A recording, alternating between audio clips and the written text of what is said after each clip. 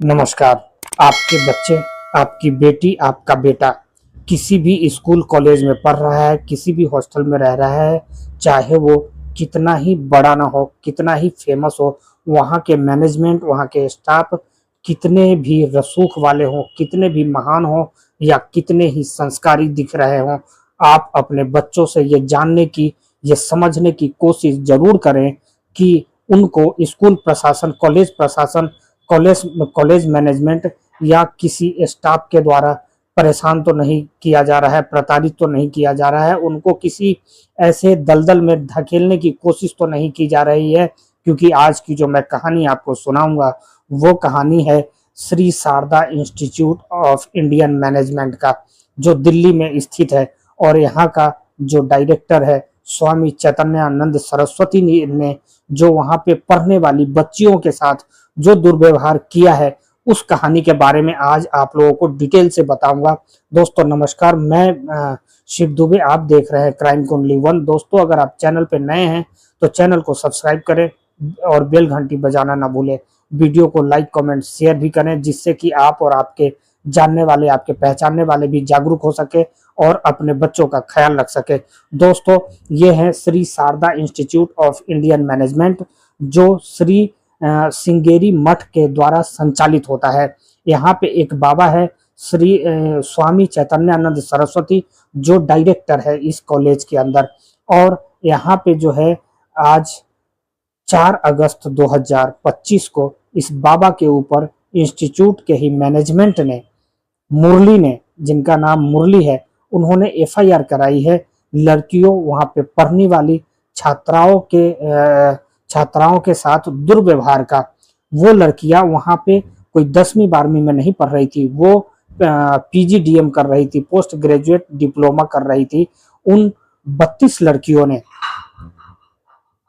का उसमें नाम है, जिसमें से 17 लड़कियों ने अपना बयान पटियाला हाउस कोर्ट में दर्ज करवाया है बाबा के खिलाफ। उन्होंने जो बयान दर्ज करवाया है बहुत ही निंदनीय, बहुत ही घृणित है। और एक बाबा के रूप में इस तरीके का कृत्य करने का मतलब है जो ये बहुत ही, इनके ऊपर कठोर कार्रवाई की जाए। बाबा के खिलाफ जो 17 लड़कियों ने बयान दर्ज करवाया है वो ये है कि बाबा व्हाट्सएप पे अश्लील मैसेज भेजते थे, बाबा गलत तरीके से छूते थे, बाबा के जो वहाँ पे चमचे थे, उनके वार्डन थे, उनके जो बाबा के सेवादार थे, वो लड़कियों को ये कहते थे जो आप बाबा की सेवा करें आपको मेवा मिलेगा। सेवा कैसा, आप लोगों ने सेवा का मतलब देखा होगा, बॉबी देओल के आश्रम सीरीज में सेवा का क्या मतलब होता है आपने सुना होगा और देखा होगा। बाबा राम रहीम के आश्रम में सेवा का क्या मतलब होता था, और आपने आसाराम बापू के आश्रम में भी देखा और सुना होगा जो सेवा का क्या मतलब होता था। ये जो बाबा है कोई छोटा मोटा बाबा नहीं है, बहुत पढ़ा लिखा है। बाबा ने 28 किताबें लिखी थी, जो किताबें ई कॉमर्स पे या कहीं भी किसी दुकानों पे बहुत महंगी मिलेगी।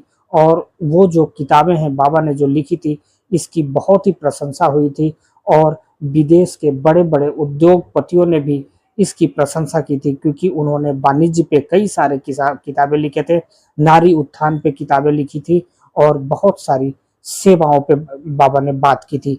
बाबा बहुत बड़ा यूएन में कई बार जाके, विदेशों के बहुत सारे कॉलेजों में जाकर भाषण दिया करता था। बाबा नारी उत्थान पे और नारी के कल्याण पे, नारी के सेवा पे भी बात करता था।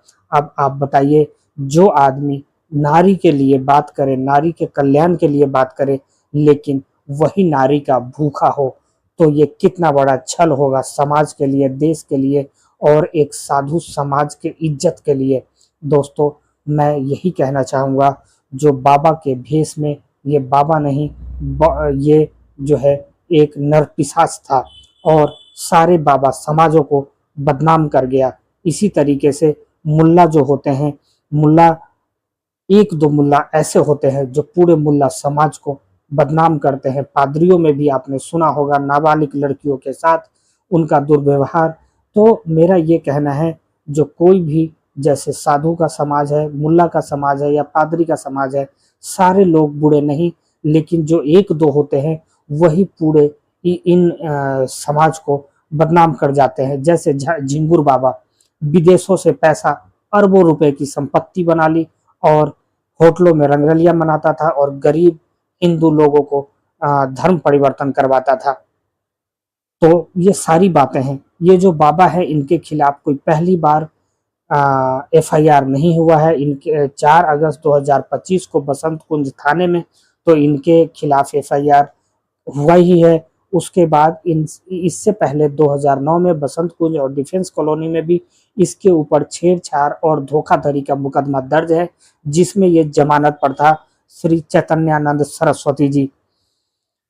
और इनका पहला नाम है श्री स्वामी पार्थ शास्त्री। नाम तो देखो, अरे नाम तो ऐसा है जो बिल्कुल संस्कारों का भंडार है, लेकिन इनके काम ऐसे हैं गंदे।